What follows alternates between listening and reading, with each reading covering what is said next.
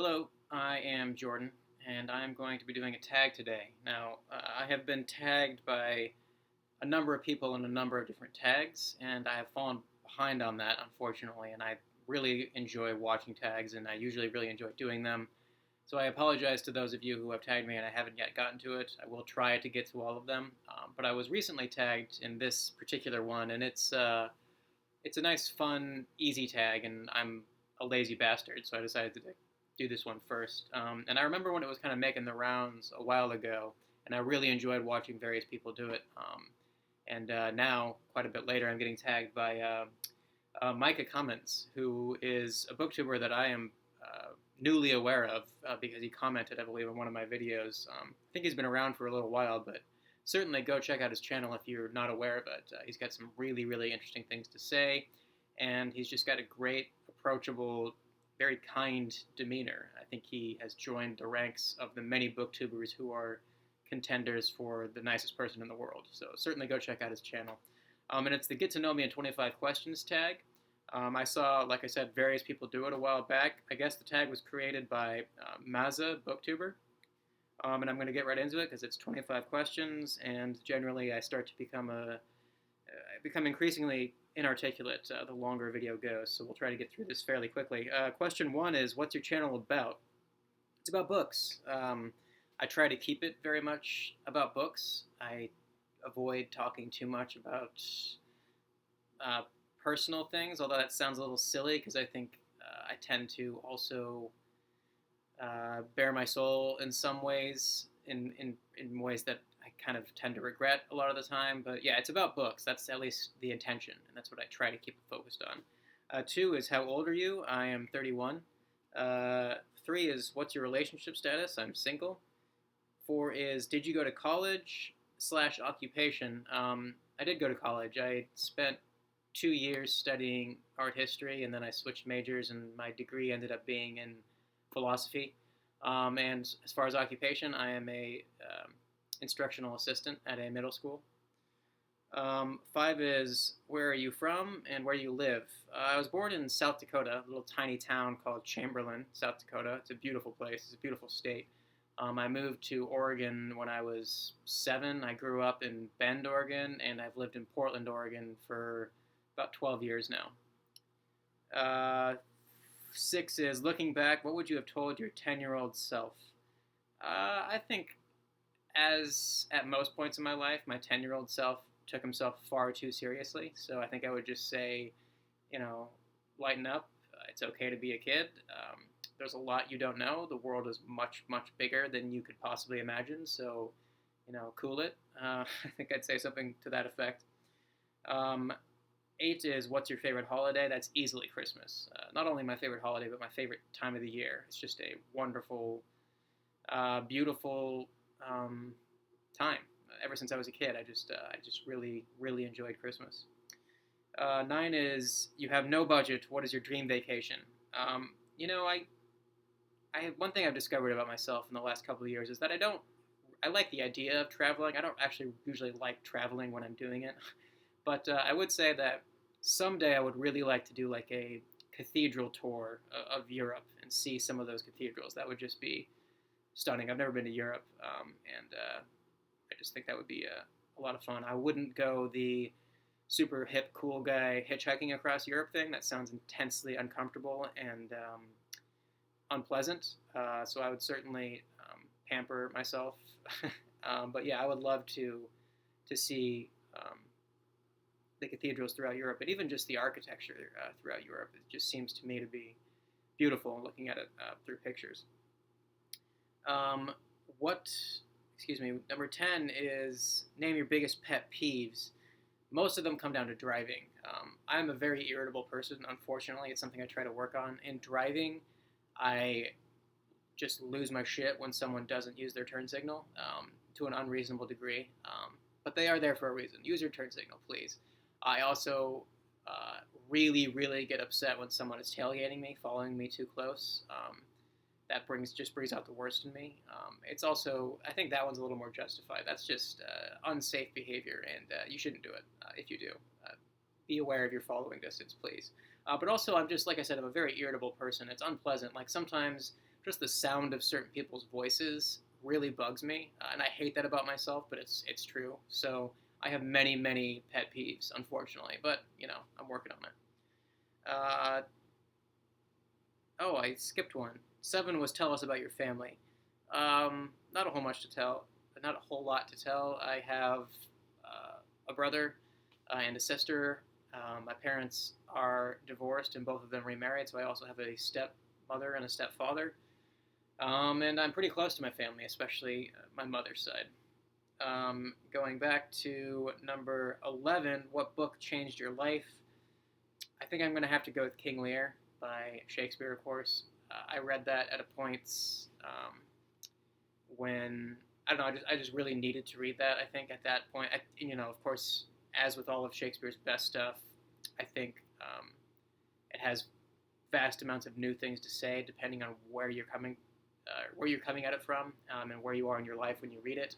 I read it as a very young man. I think I was 19 when I first read it, and obviously, it's not a book you really consider to be. On the surface, it doesn't seem like a play that would have a whole lot to say to young people, but I think it has a lot to say to anyone who, how do I word this, who experienced loss, especially if it's, their own damn fault. And I think most teenagers can relate to that. Of course, it's broader than that, but for some reason, at that point in my life, I really learned a lot, and I really drew a lot of comfort and meaning from that play, ironically, since it's such an intensely nihilistic play. But of course, I've read it many times since, and it continues to amaze me every time I do. So I'm going to go with King Lear. 12 is what simple invention improved the world? It's not all that simple, but I'm going to say indoor plumbing, or just plumbing in general. I try to remind myself on a daily basis to be intensely grateful for the fact that plumbing exists. What a world-changing invention, right? So I'm going to go with plumbing. Sorry, I'm having a hard time keeping track of where I am here. 13 is favorite movies or TV shows. My favorite movies, it tends to shift around a lot. It's usually one of 3 options. It's either the Kubrick film, 2001: A Space Odyssey, it's the David Lean film, Lawrence of Arabia, or it's the Billy Wilder film, Sunset Boulevard. Those 3 kind of contend for first place in my list. As far as TV shows go, I think if I had to choose a favorite, I'd go with the great Arrested Development, which continues to be criminally underrated. But I grew up watching Frasier, and I still really enjoy returning to Frasier every now and then. 14 is describe yourself using 3 fictional characters. Unfortunately, I don't have an answer for this. I really tried to think about it, and every answer I came up with just sounded super pretentious or kind of, just kind of pretentious. That's the best way I can put it. So I'm going to have to skip this one. I'm sorry. I don't generally, I wouldn't say I don't relate to fictional characters, but I don't generally see myself in them, I guess. I don't know if that makes me not a very empathetic reader, but I don't know. I had never really thought about it until this question came up. But yeah, I don't really see myself in characters generally for whatever reason. 15. What was your dream job? It says, what was your dream job? So I'm assuming it means what job that you've had did you like the most? And I had a job for like 5 or 6 years when I first moved to Portland where I was like a delivery driver, and I was just driving around the city for long hours, sometimes like 12 hours a day, which sounds horrible, but I really like driving, and I really like getting to know a city.